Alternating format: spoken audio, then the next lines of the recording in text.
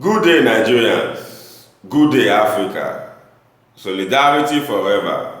One love with better style. I get message for all the presidents wey dey for Africa, not be only Nigeria this time. Before I continue, I want make una help me thank the owner of Air Peace, the man wey get Air Peace Airline. I want make una help me thank am. Make una pray for am, make God protect am, protect him family, for the kind heart wey he get towards our brothers and sisters wey dey for South Africa, wey he go pack come with him aeroplane, make South African people wey dey kolo no kill them. My major point for this video now, I wan know wetin United Nations dey do for Africa. Who and who United Nations dey unite? Wetin African Union dey do? Wetin OAU dey do, Organization of African Unity, wey we know right from small pikin? Wetin dem dey do? Then how united and how corresponded all the presidents wey dey for Africa, how dem take dey? Wetin be their plan? Wetin be their agenda for us wey be the citizen? Wetin be the cordial relationship wey dey between them for the benefit of Africa? Abi all of them dey do their own, dey go differently? Abi dem dey even dey fight themselves? When e be say common South Africa wey get independence 1994, abi dem no tell them? Abi dem don forget say na 1994 dem get independence? Abi dem no tell dem the role wey other countries for Africa play for the South Africans to take free from apartheid from Oyibo hand? So wetin dey happen when e be say common misunderstanding between one African country and another African country, or some other African country and South Africa itself, dem no fit settle am? So tey come reach the level say dem kill people every day. Dem still dey kill people. E come result say people gat to comot for that country now for South Africans. First of all, before I continue, no black man be stranger, no black man be foreigner for Africa. Even Madagascar sef, wey still comot body small, wey dey inside the ocean, no black man still be stranger for there. Talk less of South Africa, wey Nigerian government for Obasanjo time spend $61 billion take fund them, make dem for succeed the apartheid regime wey Oyibo put for their head in the 70s and the 80s. My brothers and sisters, this one no be yeye talk o. This one na strong wake up call for every son and daughter of Africa. This na wake up call for our said leaders. This na wake up call for United Nations. United Nations, abeg, we want to see your handwork for this Africa. We want to know the meaning of United Nations. We want to know who and who una unite for inside this United Nations. Oyibo dey drive us for their country every day by day. Oyibo dey create strong measure and strong tactics to take dey reject black people from their country. That one no reach. Now, black man not just dey drive black man now for Africa now. Black man dey kill black man for Africa. I dey shame for all the presidents wey dey Africa. And I don't know wetin I wan talk again. Because if I still call the traditional rulers for this matter now, some people go talk say I no get respect for custom and tradition. Yes, they get the Zulu of South Africa.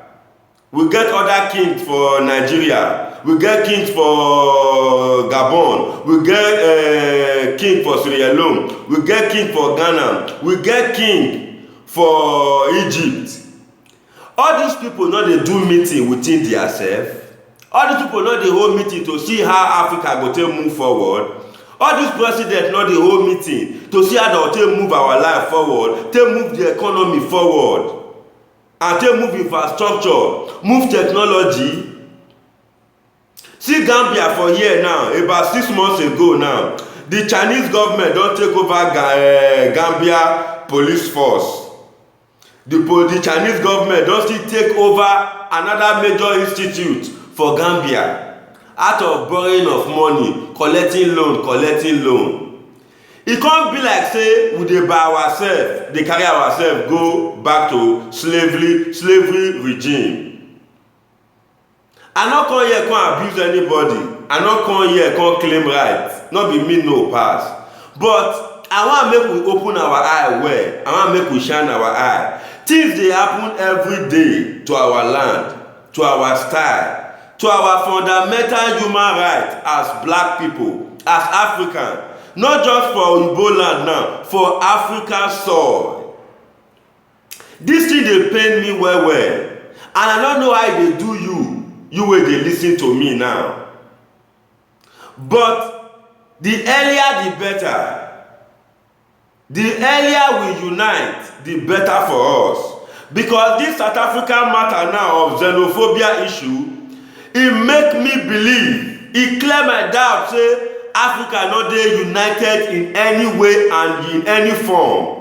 E clear my doubt say United Nations na scam. United Nations get who and who dem dey stand for. United Nations get the kind matter wey dem dey look into. United Nations no dey generally for everybody. E dey pain me.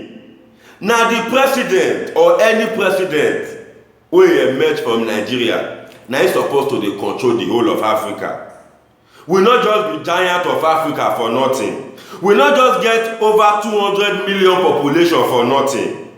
All these things na criteria we supposed to dey reflect. We supposed to dey uphold our stand anywhere for black man land.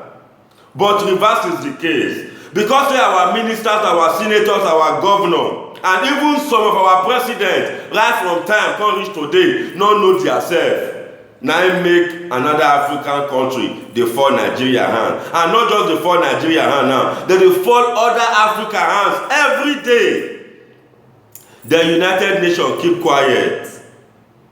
There's some elders, some kings, some governors, some ministers, some ambassadors, they keep quiet. The next thing you go talk, they go say make they do poverty allowance or hardship allowance for senators.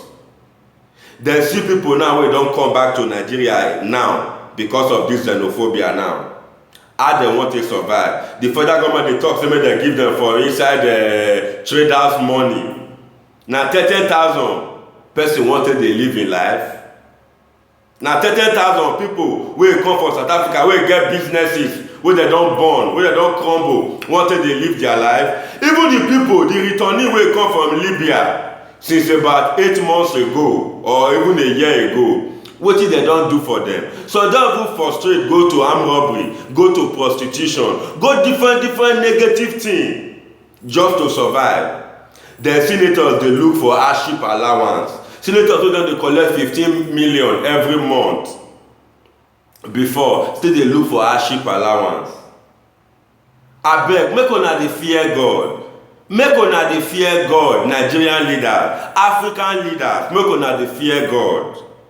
Why una wan just waste this generation destiny?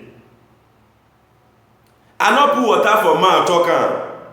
The leaders of Africa are the problem. Is the problem of Africa. We are all confused. The youth of these days are confused. We don't know where to turn to. We don't know what to look to. We don't even know what to be truth. Because una dey bobo us every day. Una dey whine us every day. Una dey bamboozle us every day. Many out of ignorance don't use their hand, ruin themselves just because they don't know the way forward. There's some useless youth now go see the shout twirling, see the shout next level, still they hail one government official for no reason. I know they quarrel with anybody. All the king wey dey Nigeria, wey dey Africa, we use God beg una. Make una forgive us for anything wey we don't do. Make una help us, make our life for better.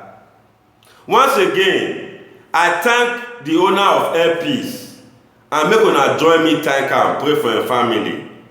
Africa unite, Nigerians be wise. One love with better style.